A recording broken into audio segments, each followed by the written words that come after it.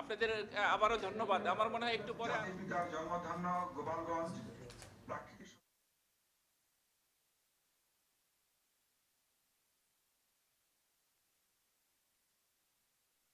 এবং 2021 সালের মধ্যে বাংলাদেশকে যেহেতু আমরা একটা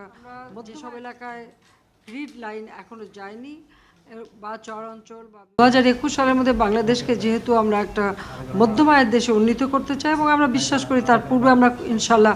করতে পারবো তখনই যখন সকলের সম্মিলিত প্রচেষ্টায় আমরা আমাদের যে কাজগুলি যে প্রকল্পগুলি আমরা নিয়েছি বা উন্নয়নের কাজগুলি আমরা করছি সেগুলি যেন যথাযথভাবে দ্রুত আমরা করতে পারি, বরং যে নির্দিষ্ট সময় তার আগে যাতে আমরা করতে পারি সেভাবেই সেই মানসিকতা নিয়েই সকলকে কাজ করতে হবে। যে দেশের সার্বিক উন্নয়ন মানে এটা আমাদের সকলেরই উন্নয়ন।